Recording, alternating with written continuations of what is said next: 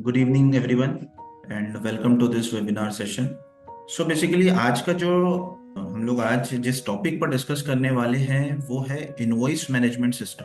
Basically ये एक part है जीएसटी का, जिसको जीएसटी पोर्टल पर लाइव हुए मतलब 1 अक्टूबर 2024 से ये जीएसटी पोर्टल पर लाइव हो चुका है। लेकिन अभी तक किसी भी सॉफ्टवेयर में इसकी इंटीग्रेशन नहीं हुई है। सो आज हम अपने यूजर्स के लिए एक नई फैसिलिटी और उनके वर्क को ईज करने के लिए फीचर्स के बारे में डिस्कस करने वाले हैं, जो है invoice management system. So in the today's webinar we will be exploring the IMS feature in Busy and how to manage it with in this software. ये सारी चीजें हम लोग इस वेबिनार में देखेंगे। अच्छी बात यह है कि जैसा कि मैंने बताया कि busy was the first to offer the multiple automated GST features। अगर हम बात करें तो बिजी एक ऐसा सॉफ्टवेयर है जिसने बहुत सारे जीएसटी रिलेटेड फीचर्स को फर्स्ट इंट्रोड्यूस किया। अगर हम लोग बात करें जीएसटीआर 2A 2B रिकंसिलेशन की, वो भी बिजी में ऑटोमेटेड फर्स्ट बिजी नहीं दिया। Check party return filing status Busy में ही सबसे पहले आया। आप जीएसटी नंबर या एचएसएन कोड वैलिडेशन की बात करें, वो भी बिजी ने ही सबसे पहले इंट्रोड्यूस किया अपने सॉफ्टवेयर में। इसी तरह से IMSP, Busy is the first software to introduce the IMS feature। Within the software हम इसकी सारी निटिग्रिटीज जो भी हैं, हमें डाउनलोड करना है, हमें अपलोड करना है, वो सब कुछ हम लोग बिजी के अंदर ही रहकर कर सकते हैं।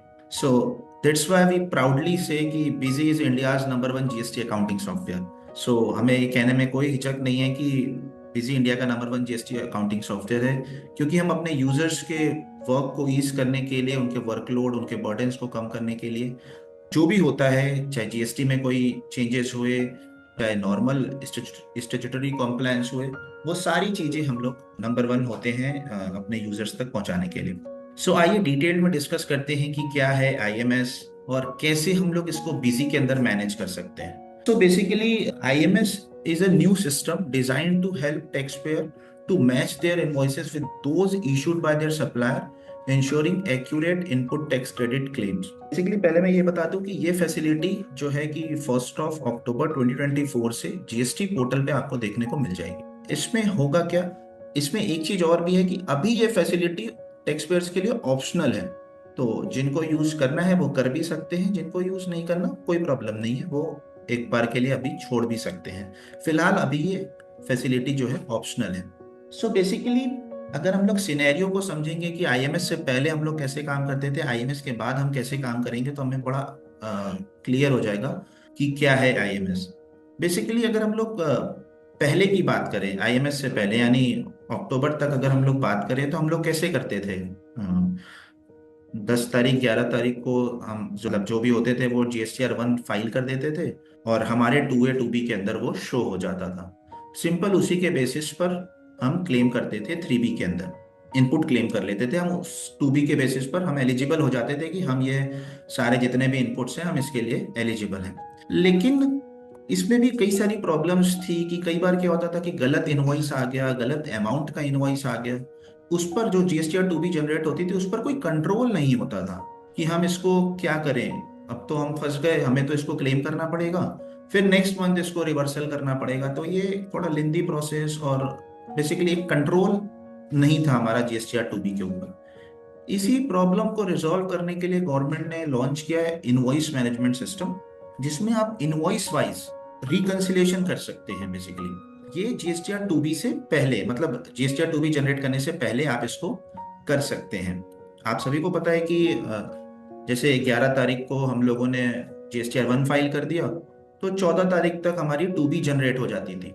अब इसी के बेसिस पर हम रिटर्न इनपुट क्लेम करने के लिए एलिजिबल हो जाते थे।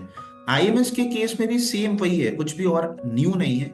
इसमें भी यही होगा कि जो हमारे सामने वाली पार्टी है वो GSTR 1 फाइल करेगी, 14 तारीख को हमारी 2B जनरेट हो जाएगी। लेकिन अब से हम 2B को भी क्रॉस चेक कर सकते हैं, रिकंसाइल कर सकते हैं कि हमें किस इनवॉइस को क्लेम करना है, किस इनवॉइस को अभी पेंडिंग छोड़ना है, किस इनवॉइस को ये तो मेरा इनवॉइस ही नहीं है तो इसको मैं रिजेक्ट कर दूंगा। तो ये बेसिकली न्यू प्रोसेस हो गया कि when the supplier files GSTR 1, all invoices will immediately appear in IMS. जैसे कि मैंने बताया कि जैसे ही आपका सप्लायर जो है GSTR 1 फाइल करेगा, इमीडिएटली आपके आईएमएस के अंदर शो हो जाएगा। अगर किसी सप्लायर ने ई इनवॉइस भी बना दिया, अभी जीएसटीआर 1 फाइल नहीं किया, ई इनवॉइस भी बना दिया, तो भी आपके आईएमएस के अंदर वो रिफ्लेक्ट करने लगेगा। नेक्स्ट है, अब टैक्स पेयर क्या करेगा, उसको रिव्यू करेगा कि कौन सा इनवॉइस मेरे लिए ओके है, जिसको मेरे को एक्सेप्ट करना है, कौन सा इनवॉइस अभी मेरे पास आया नहीं हुआ है तो इसको मेरे को पेंडिंग छोड़ना है, कौन सा इनवॉइस ऐसा है जो मेरे जीएसटी नंबर पे गलत आ गया है, मैं उसको रिजेक्ट करूंगा, कोई ऐसा डेबिट नोट, क्रेडिट नोट जिसमें प्रॉब्लम लग रही है, आपको अमाउंट का मिसमैच लग रहा है, उसको आप रिजेक्ट कर सकते हैं। तो ये 2-3 एक्शंस हैं, वो सबको हम लोग डिस्कस करेंगे। तो जो एक्शंस हैं, सबसे पहला एक्सेप्ट, कि आप इनवॉइस को एक्सेप्ट करेंगे अगर आपको उसका आईटीसी क्लेम करना है। पेंडिंग छोड़ सकते हैं, हो सकता है कि आपके पास वो इनवॉइस अभी आया ना हुआ हो लेकिन आईएमएस पे शो कर रहा है, आपने उसको पेंडिंग छोड़ दिया। रिजेक्ट, किसी वजह से अगर आपको उसको रिजेक्ट करना है तो आप उसको रिजेक्ट कर सकते हैं। Last, no action. बेसिकली ये जो फैसिलिटी है वो है ऑप्शनल फैसिलिटी। तो as per the government rule वो ये कहते हैं कि अगर आपने इस फैसिलिटी को यूज नहीं किया और कोई भी इनवॉइस पर कोई एक्शन नहीं बताया, मींस नो एक्शन रखा, तो वो डीम्ड एक्सेप्ट माना जाएगा। ये आपने सब कुछ बता दिया, उस क्या एक्शन लेना है, किस पर पेंडिंग रखना है, किस पर रिजेक्ट करना है। फिर उसके बाद आपके पास ऑप्शन आएगा कंप्यूट जीएसटीआर 2B। आप जैसे ही बटन को प्रेस करेंगे आपकी जीएसटीआर 2B जनरेट हो जाएगी और उसी के बेसिस पर आपकी 3B जनरेट हो जाएगी, फिर आप उसको फाइल करेंगे। तो ये न्यू प्रोसेस हो गया। पहले प्रोसेस में क्या था कि हमें सप्लायर ने जीएसटीआर 1 फाइल किया 14 तारीख को, नेक्स्ट मंथ की रेलिवेंट 14 तारीख को हमारी जीएसटीआर 2B जनरेट हो जाती थी। हम उसी के बेसिस पर मतलब उसमें कोई हमारा कंट्रोल नहीं होता था, हम उसी के बेसिस पर अपनी 3B को फाइल करते थे और वहां पे आईटीसी को क्लेम करते थे। अब एक बीच में एक और फीचर आ गया जिससे कि हमारी जो भी ट्रांजेक्शन्स हैं और क्लियर हो जाएंगी, रिकंसिलिएशन और ट्रांसपेरेंट हो जाएगा, टैक्स पेयर्स के लिए और ईज हो जाएगा। तो ये सारी चीजों के लिए आईएमएस का ऑप्शन आ गया। तो ये तो रहा आईएमएस। इसको अगर हमें पोर्टल पे देखना हो तो मैं एक बार पोर्टल पे भी दिखा देता हूँ उसको। सबसे पहले मैं लॉगिन कर लेता हूँ। तो जब भी आप अपने पोर्टल को लॉगिन करेंगे, जीएसटी पोर्टल को, तो वहां पे आपको सर्विसेज के अंदर रिटर्न्स में एक ऑप्शन दिख जाएगा, इनवॉइस मैनेजमेंट सिस्टम। अभी हम लोग पोर्टल पे समझते हैं कि क्या है, फिर उसके बाद बिजी में देखेंगे कि कैसे इस प्रोसेस को हम लोग सब कुछ बिजी के अंदर ही, सॉफ्टवेयर के अंदर ही हम लोग कर सकते हैं। तो इसमें आपको 2 सेक्शन दिखेगा, इनवर्ट सप्लाई और आउटवर्ड सप्लाई। इनवर्ट सप्लाई में आपकी वो सारी सप्लाईज शो हो जाएंगी जिसमें आपको वो एक्शन लेना है कि एक्सेप्ट करना है, पेंडिंग करना है या रिजेक्ट छोड़ना। आउटवर्ड सप्लाई, जैसे ही आपने कोई इनवॉइस को रिजेक्ट किया तो वो सामने वाले के पास शो हो जाएगा कि इस इनवॉइस पर ये एक्शन लिया गया है, जो मैंने जीएसटीआर 1 के अंदर जितने भी इनवॉइस बताए उस पर ये एक्शन लिया गया है। तो फिर उस पर फर्दर प्रोसीडिंग्स वो कर सकते हैं। फिलहाल हम लोग बात कर रहे हैं इनवर्ट सप्लाई की। तो जैसे ही यहाँ पे आप व्यू करेंगे तो यहाँ पे आपको सारे ऑप्शन शो हो जाएंगे। एक इंफॉर्मेशन आपको शो होगी जो कि हम लोगों ने ऑलरेडी डिस्कस किया कि records where no action is taken by tax payer will be considered as deemed accepted for to be generation। अगर आपने नो एक्शन लिया यानी कुछ भी नहीं किया इसके अंदर, तो वो ऑटोमेटिकली डीम्ड एक्सेप्टेड हो जाएगा। अब फिलहाल आप यहाँ देख सकते हैं कि अभी फिलहाल इस पर कोई एक्शन नहीं लिया गया है। 51 इनवॉइसेस शो हो रहे हैं B2B के अंदर। अब मैं इस पर क्लिक करूंगा और मैं एक एक करके या बल्क में ये सभी इनवॉइसेस को एक्सेप्ट, रिजेक्ट या पेंडिंग जो भी हमें एक्शन लेना है वो मैं एक्शन यहाँ पर लूंगा और फिर उसके बाद 2B जनरेट करूंगा यहाँ से आके। फिलहाल जैसा कि आप लोगों को पता है कि पीछे अभी जीएसटीआर 1 के पोर्टल में कुछ ग्लिचेस थे जिसकी वजह से जीएसटीआर 1 की डेट भी एक्सटेंड कर दी गई थी 2 दिन। तो इसी चक्कर में जो जीएसटीआर 2B की डेट है वो भी अभी 16 हो चुकी है, तो वो 16 को 2B जनरेट होगी। तो इस तरह से हमें यहाँ पे करना पड़ेगा, हमें एक्सेप्ट, रिजेक्ट और पेंडिंग बताना है।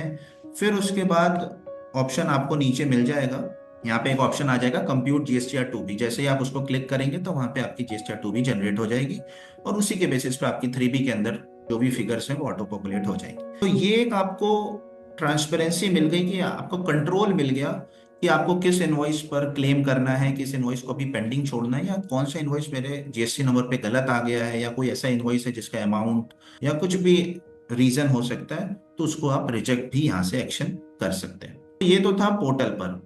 लेकिन अब आपके माइंड में क्वेश्चन आएगा कि ये तो मेरे लिए एक काम और बढ़ गया कि मैं इनवॉइस बनाऊंगा और फिर हर एवरी मंथ मैं पोर्टल पर जाऊंगा और पोर्टल से जाकर वो सारे इनवॉइसेस को चेक करूंगा और फिर कैसे करेंगे, तो ये एक हेडेक हो गई और एक बर्डन हो गया। फिलहाल तो अभी ऑप्शनल है, बट हो सकता है कल को ये मैंडेटरी भी हो जाए।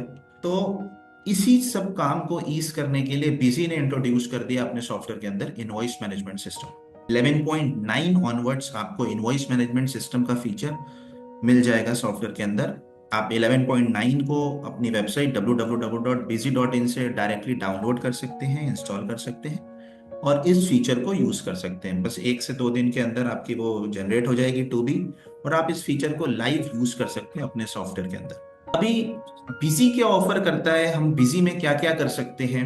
तो the first thing is download IMS directly with in busy. आप लोगों को पता होगा कि बिजी में जैसे हम लोग 2A और 2B डाउनलोड करके रिकंसाइल कर लेते थे, सेम वैसे ही बिजी ये फैसिलिटी प्रोवाइड करता है कि आप IMS का डेटा भी डायरेक्टली बिजी में ही डाउनलोड कर सकते हैं। पोर्टल पे जाने की नीड नहीं है आपको, आप डायरेक्टली इनवॉइस को डाउनलोड करेंगे, एक एक करके इनवॉइसेस को रिकंसाइल कर सकते हैं। बेसिकली अगर आपको मल्टीपल इनवॉइसेस को एक्सेप्ट करना है तो बल्क में भी कर सकते हैं। तो यहाँ पे वो सारे ऑप्शंस आपको मिलेंगे। एक्शन क्या क्या लेने हैं वो ऑप्शन आपको मिल जाएगा कि एक्सेप्ट करना है, पेंडिंग करना रखना है या रिजेक्ट करना है, वो ऑप्शन मिल जाएगा। और इसी के बाद अगर आपने बिजी के अंदर वो स्टेटस बता दिया, वो सारे स्टेटस को आप एक क्लिक में अपने पोर्टल पर भी अपलोड कर सकते हैं, बिजी में ही रहकर। पोर्टल पर जाने की नीड नहीं है। Upload the status to IMS on the GST portal. तो आप बिजी में ही रहकर एक क्लिक में उस स्टेटस को अपलोड भी कर सकते हैं, और फिर बिजी से ही आपको ऑप्शन मिलेगा कि आप GSTR 2B को जनरेट कर लीजिए। और जैसे ही आप क्लिक करेंगे आपकी पोर्टल पे GSTR 2B जनरेट हो जाएगी, और उसी के बेसिस पे आपकी 3B वगैरह में फिगर्स ऑटो पॉपुलेट होने लगेंगे। तो ये एक स्टेप्स है कि हमें क्या क्या करना है, क्या बिजी ऑफर करता है। सो बेसिकली जैसा कि मैंने बताया कि GSTR 2B पर कंट्रोल आ जाएगा, एक नया स्टेप्स इनहेंस कर दिया गया या इंक्रीज कर दिया, तो यूजर्स को कहीं ना कहीं बर्डन ना लगे, इसके लिए बिजी ने अपने सॉफ्टवेयर के अंदर इंट्रोड्यूस कर दिया IMS। आप बिजी में ही रह के ये सारी चीजों को कर सकते हैं, आपको कहीं पोर्टल पे जाने की नीड नहीं पड़ेगी। अब इसको देखते हैं हम लोग प्रैक्टिकली कि कैसे काम करेगा ये।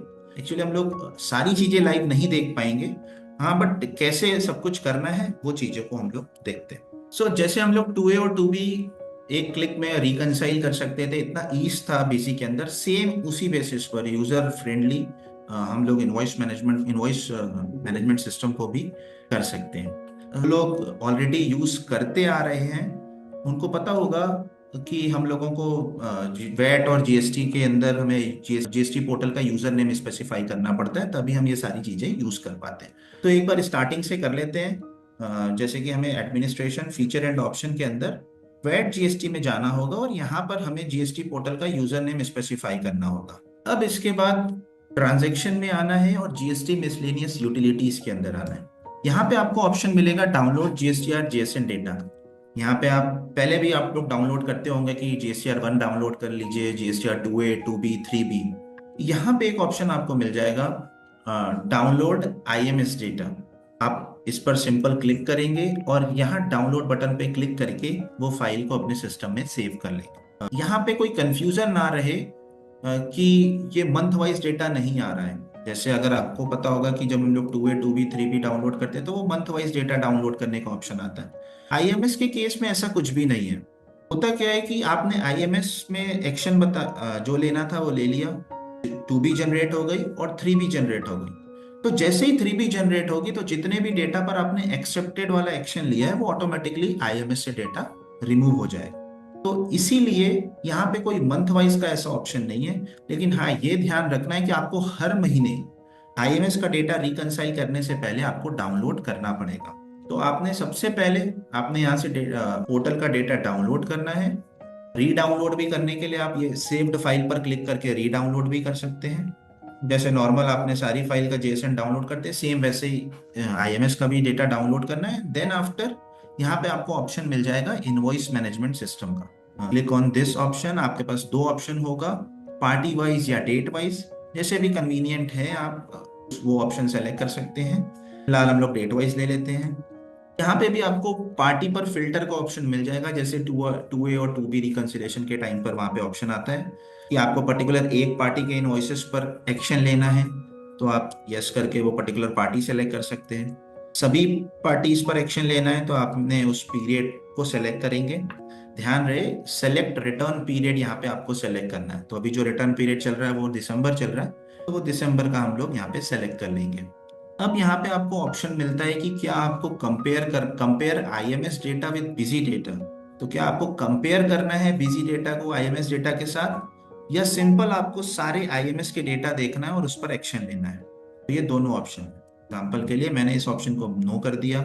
ये ऑप्शन यहाँ पे आपको शो कर जाएगा फिल्टर के लिए, क्योंकि ये एक दिन का प्रोसेस नहीं होगा।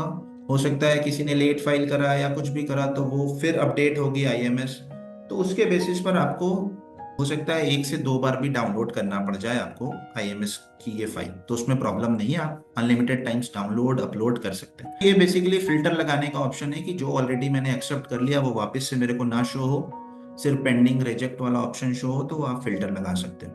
सो अभी आप देखोगे यहाँ पे दिसंबर मंथ में जो पोर्टल पर मेरे डेटा शो हो रहे थे आईएमएस के अंदर, वो सारे यहाँ पर आ गए। जैसे कि आप देख सकते हो आईएमएस का स्टेटस इसमें क्या है, तो ऑलरेडी इस पर एक्शन ले लिया गया है। तो इसके लिए वो एक्सेप्ट एक्सेप्ट पेंडिंग इस तरह से आ रहा है। एग्जाम्पल के लिए अगर आपको एक्शन लेना है तो आप सिंपल किसी भी इनवॉइस पर आप क्लिक करेंगे और सिंपल F4 बटन प्रेस करके यहाँ से एक्शन ले सकते हैं कि इस इनवॉइस को अभी पेंडिंग छोड़ना है, इस इनवॉइस को एक्सेप्ट करना है, कुछ इस तरह से। आपको बल्क में एक्शन लेना है, आप सिंपली सारे इनवॉइसेस को सेलेक्ट करिए और F4 प्रेस करके एक्सेप्ट कर दीजिए, तो वो सारे इनवॉइसेस पर एक्सेप्टेड एक्शन जो है टैग हो जाएगा। ये तो था कि हमने सिर्फ और सिर्फ आईएमएस वाला डेटा शो किया।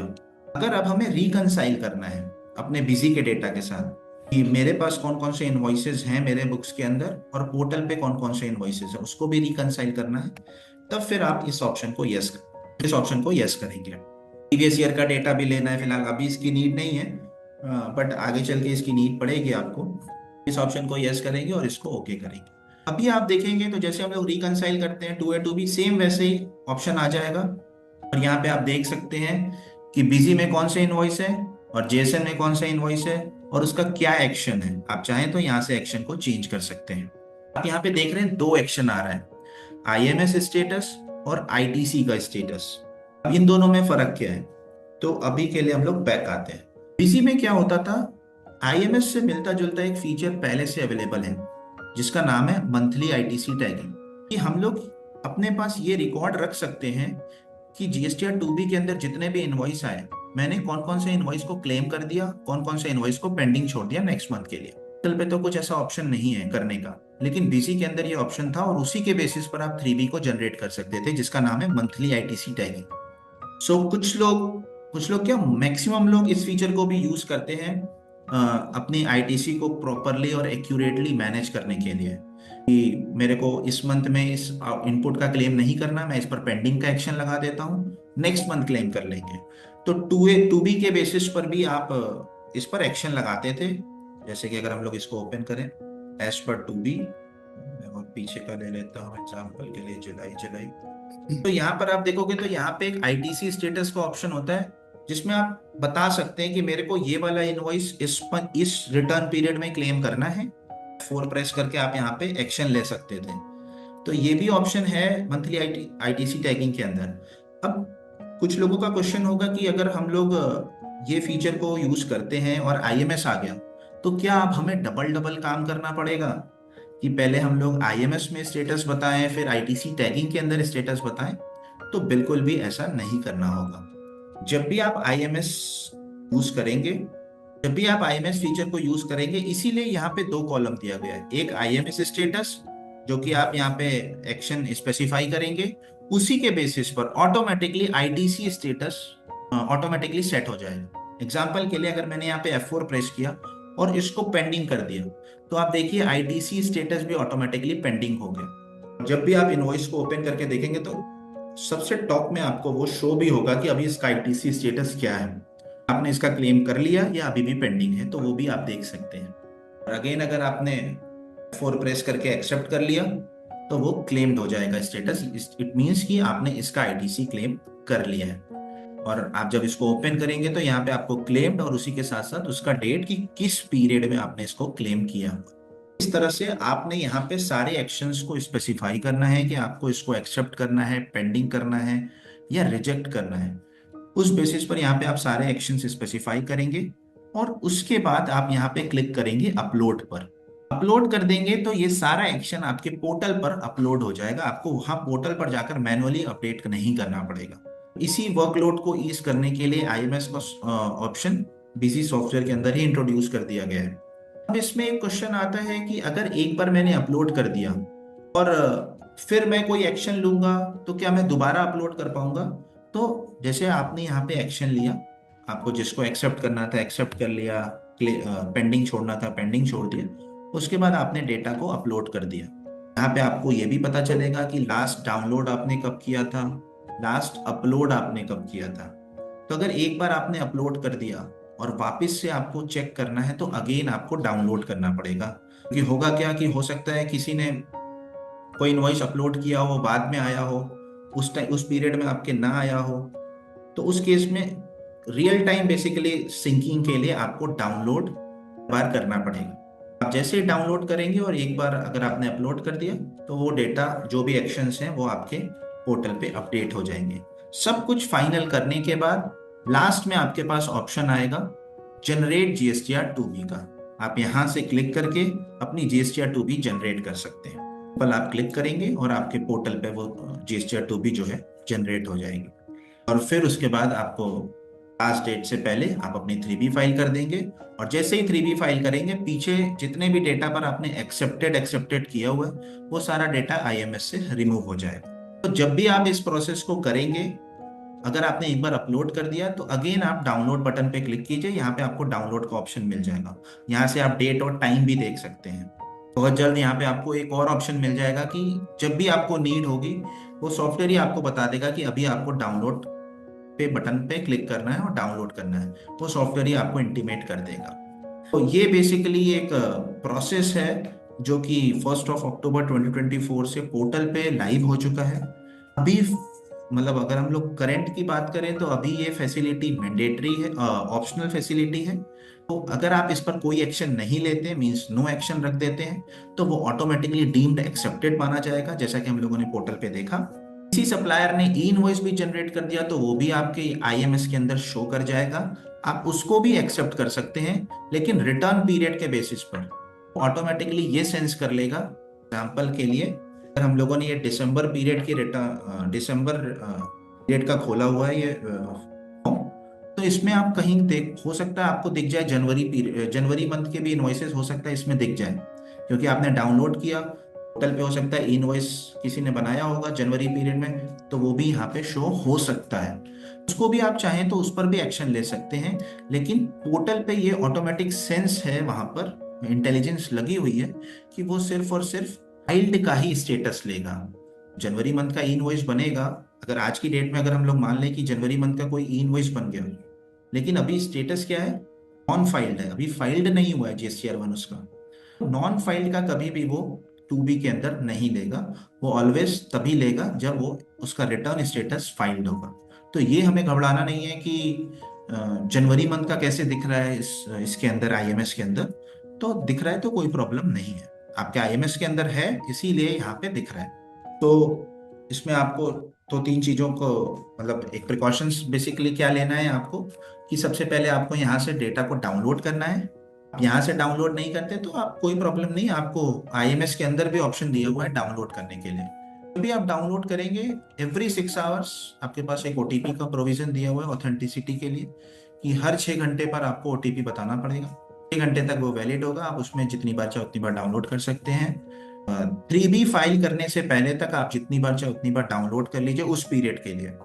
डाउनलोड करिए, अपलोड करिए, जीएसटीआर 2B जनरेट करिए, लेकिन एक बार 3B फाइल हो गई तो वो सारी चीजें आईएमएस से रिमूव हो जाएंगी एक्सेप्ट वाली, 2B आपका फ्रीज हो जाएगा। फिर नेक्स्ट मंथ फिर सेम प्रोसीजर आप उसी को रिपीट करेंगे। तो ये बेसिकली आईएमएस फीचर है जो कि बिजी ने सबसे पहले इंट्रोड्यूस किया है अपने सॉफ्टवेयर के अंदर। 1 से 2 दिन के अंदर आपकी 2B जनरेट हो जाएगी। मेरी आप सभी से रिक्वेस्ट है कि प्लीज आप इस फीचर को यूज करें, और अगर आपको कुछ लगता है कि इसमें फीडबैक होने चाहिए या इसमें ये भी हो जाए तो और अच्छा है, तो प्लीज आप बहुत खुश होंगे कि आपका फीडबैक हमारे पास आएगा। तो आप शेयर भी कर सकते हैं। रेस्ट इसके अलावा आपकी कोई क्वेरी है तो प्लीज आप हमसे पूछ सकते हैं। बस ये ध्यान रखना है कि मतलब ये कंफ्यूजन में नहीं रहना है कि हमें डबल डबल काम करना पड़ेगा पहले आईएमएस के अंदर। और मैं तो मंथली आईटीसी टैगिंग भी यूज करता हूँ, तो मेरे को अलग से मंथली आईटीसी टैगिंग के अंदर भी करना पड़ेगा। तो जैसे ही आप आईएमएस के अंदर स्टेटस स्पेसिफाई करेंगे, ऑटोमेटिकली आपका वो स्टेटस आपका आईटीसी टैगिंग के अंदर भी स्पेसिफाई हो जाएगा ऑटोमेटिकली। आपको उसमें मैनुअल कुछ भी नहीं करना। तो ये बेसिकली अपना आईएमएस का फीचर था, जो कि लाइव हो चुका है। आप यूज कर सकते हैं इसको। 11.9 इंस्टॉल कीजिए अपने सिस्टम में, पोर्टल वेबसाइट से डाउनलोड करें 11.9 को और यूज कर सकते हैं। कि कोई भी आपकी क्वेरी है तो प्लीज आप पूछ सकते हैं।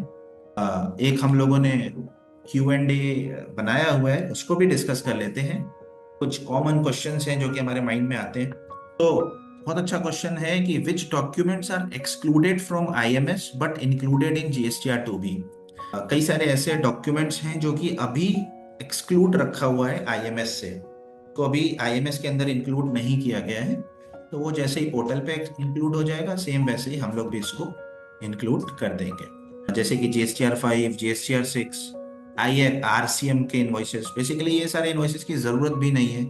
इंपोर्ट के इनवॉइसेस, मतलब अगर हम आरसीएम की बात करें तो उसकी कोई नीड नहीं है, कि वो डिसीजन गवर्नमेंट का है कि कौन से उसको रखना है, कौन से उसको एक्सक्लूड रखना है। तो बेसिकली ये सारे डॉक्यूमेंट्स हैं जो कि आईएमएस के अंदर आपको शो नहीं होंगे, लेकिन 2B के अंदर शो होंगे।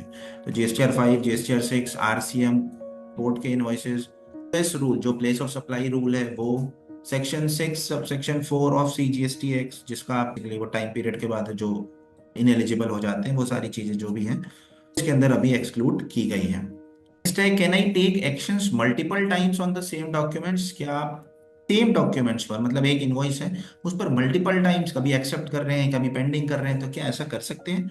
आप बिल्कुल कर सकते हैं। जब तक आपने 3B फाइल नहीं किया उसके पहले तक आप जितनी बार चाहे उतनी बार कर सकते हैं। Yes, before filing GSTR 3B action can be recorded multiple times. अच्छा, ये बहुत इंपॉर्टेंट क्वेश्चन है कि in which Busy model is the IMS utility available. तो JSN की जो फैसिलिटी है वो हमारे स्टैंडर्ड ऑनवर्ड्स मॉडल में देखने को मिलती है। बेसिक और ब्लू मॉडल के अंदर हम इस फीचर को नहीं प्रोवाइड करते।